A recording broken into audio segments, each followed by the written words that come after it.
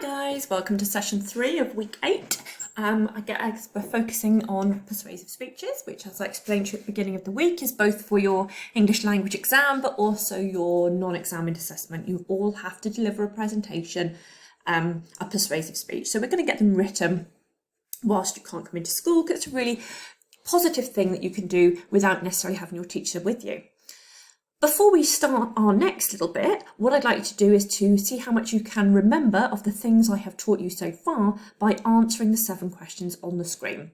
Please do not look at notes, please answer the 7 questions from your brain and then go through the ones you can't do, check your notes and try to do them, but always try and answer from your brain first. So please pause the video now and answer the 7 questions on the screen. Okay, please can you mark your own answers as I run through them. So number 1, what do the words ethos, logos and pathos mean?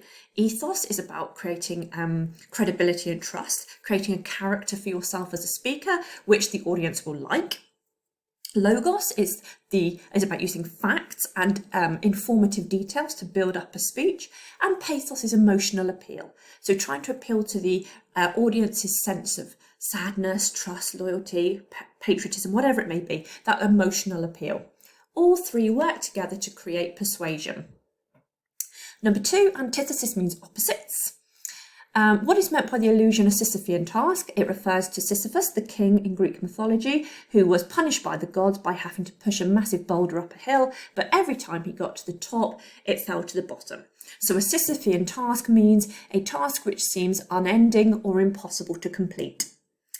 What is meant by the illusion Herculean effort? Well, obviously it refers to Hercules, who was a son of Zeus, who was given 12 challenges to complete, which were incredibly difficult, but he achieved them. So if we call something a Herculean effort, it basically means it's really, really hard.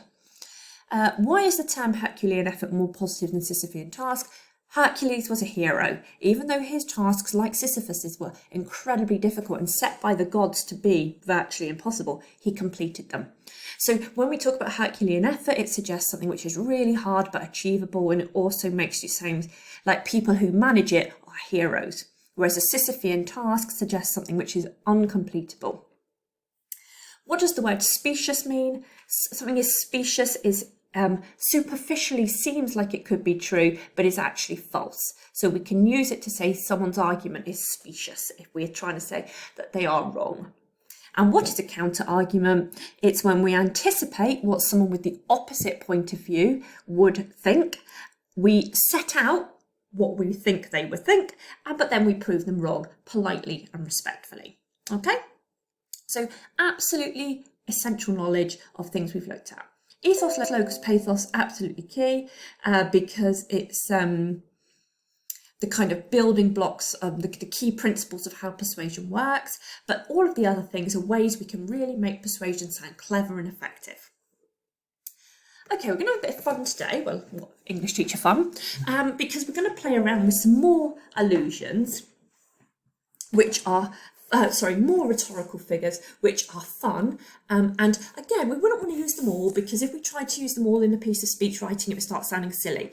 But using 1 or 2 can really add memorability and kind of make our speech come to life.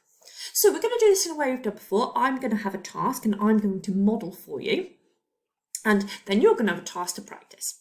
So my task is about cars. Cars are noisy, dirty, smelly and downright dangerous. They should be banned from all town and city centres. Write a speech to be delivered to your local council in which you persuade them to ban cars from your local town centre. So basically I'm going to be imagining I'm delivering a presentation to Plymouth Council or Torpoint Council or whatever, persuading them that they should ban cars. Now this is obviously important because I'm delivering it to a council. These are adults, they're professionals, they're people of power and authority, so that's going to influence my tone. I can't talk to them in the same way I would maybe talk to students or a different group of people.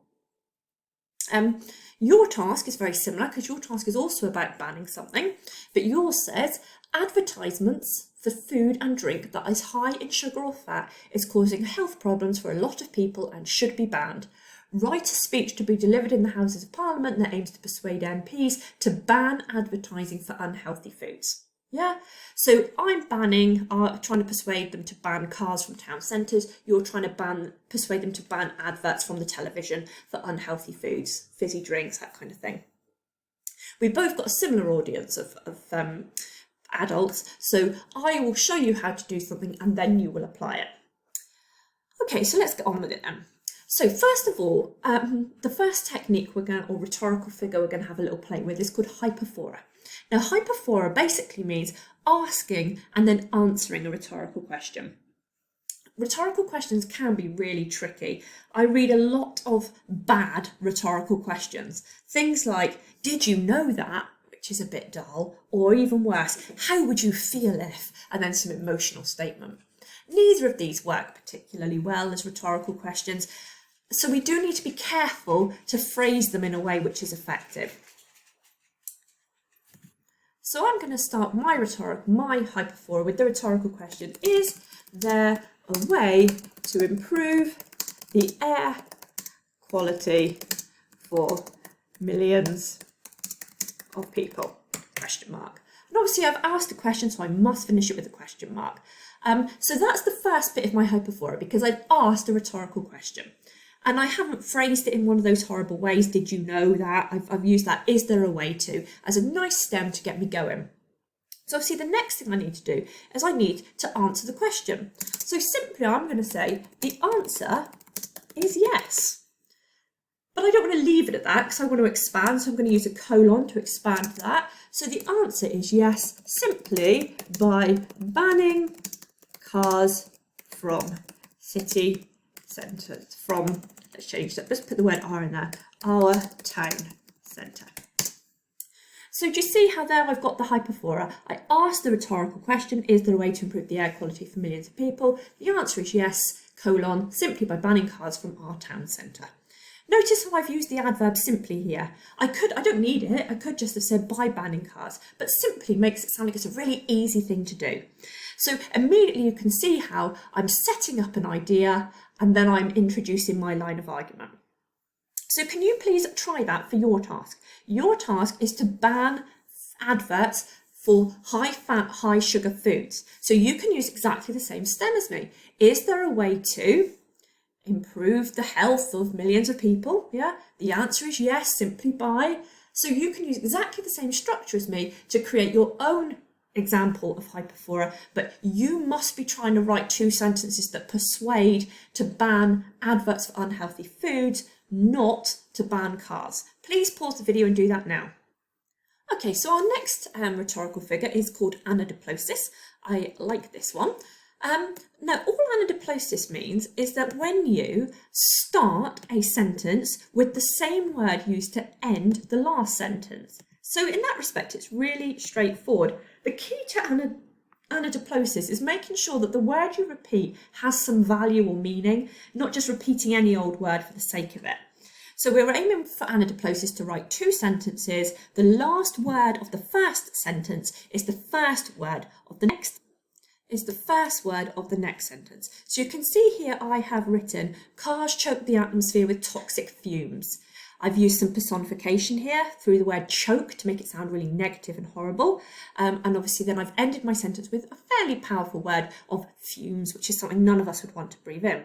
So obviously I then need to start my second sentence with the same word. So I can say fumes that cause potentially lethal lung conditions. Okay, so nice and straightforward. You can see with my anadiplosis, 2 sentences. The first sentence ends with the word fumes, the second sentence begins with it. Cars choke the atmosphere with toxic fumes, fumes that cause potentially lethal lung conditions. And hopefully you can see how the repetition of the word at the end and the beginning of the sentence gives it that kind of fluency and that little bit more persuasive power. Please can you use mine as an example for your task? Your task is to persuade people that adverts for unhealthy foods should be banned. So you can use a similar structure to mine to do that. Okay, so you could start with unhealthy foods are consumed by people every day or something, and then you can think about how you can restart the next sentence with the same word. So give it a go. Using mine as an example, have a go at writing your own 2 sentences that create anadiplosis. Please pause the video and do that now. Okay, well done. So next one then is litotes. Now this basically means describing things in terms of what they are not, which sounds a bit random, but if I give you an example, you'll see what I mean. So I could say cars, oops, let's get my textbook there. Cars are not the only way to travel. They are not the most, oops, trying to spell that right, most cost efficient for short trips, and they are most certainly not good for the environment. Okay, and that's all I mean by describing things in terms of what they are not. So I've taken the topic, which is cars, and I've used a list of 3 because within Persuasion, a list of 3 for some reason works more powerfully than any other list. A list of 4 are a bit long, list of 2 a bit short, so I've gone with 3. Cars are not the only way to travel. One thing they're not. They are not the most cost efficient for short trips. And they are most certainly not good for the environment. And notice how I've put my biggest point 3rd in the list, and I've used this phrasing most certainly to really emphasise my 3rd point. So you know where this is going. Please, using mine as an example, can you please try to write 3 sentences about adverts for healthy food, for unhealthy foods that say what they are not. So adverts for unhealthy foods are not, they are not, and they are most certainly not. Yeah, so use that structure to build your own. Okay, anaphora then. So I always think anaphora works really well at the end of a speech when you're trying to build up some powerful momentum right at the end. And it's basically just repeating the same sentence opening to create a kind of crescendo or a build-up effect. So if I show you for my speech, which is about banning cars, I can say it is time to reclaim our city centres. Full stop.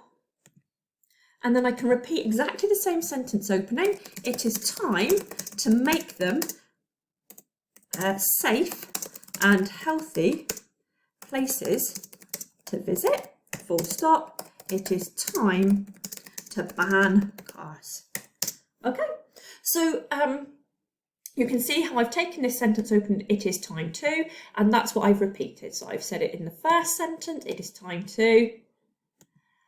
Second sentence, it is time to, and in the third sentence, it is time to. So that's all I mean by anaphora, the repetition of the same sentence opener, and hopefully you can feel how we get this kind of build up of volume almost. It's time to reclaim our city centres, it's time to make them safe and healthy places to visit, it's time to ban cars. And again, I've left my final big point until the end. So over to you. Please, can you have a go at using anaphora for your argument that you want to ban unhealthy adverts for, you want to ban adverts for unhealthy food. Pause the video, please, and give that a go now. Okay, next one then, we're on to polysyndeton. Now, this is a straightforward one. This just means repeated use of and in a list. So if you all know the rule that normally we only use and at the end of the list to signal that it's coming to an end. But often in persuasive speaking, in a list, people choose to repeat the conjunction and to build up a kind of momentum effect. So for my task, I could say something like cars are dirty and smelly and unhygienic. Okay, and notice how not in a normal list I would say cars are dirty, comma, smelly and unhygienic. So literally all I've done is used and instead of a comma. Cars are dirty and smelly and unhygienic. It adds a bit more emphasis to each item. So please can you do the same for your task about banning advert. Adverts for unhealthy foods are something and something and something. Thank you. Okay guys, so hopefully you've managed to write all those sentences. Please can you take a photograph of your work now and email what you have done to your teachers, because the only way we can tell if you've got that is if they have a look at it and give you some individual advice, and then I can plan the next session. So please, the final task of this lesson is to photograph your work and to make sure that you email all of your sentences or add it to show my homework, your work, so your teachers can check what you've managed to do today. Thank you very much.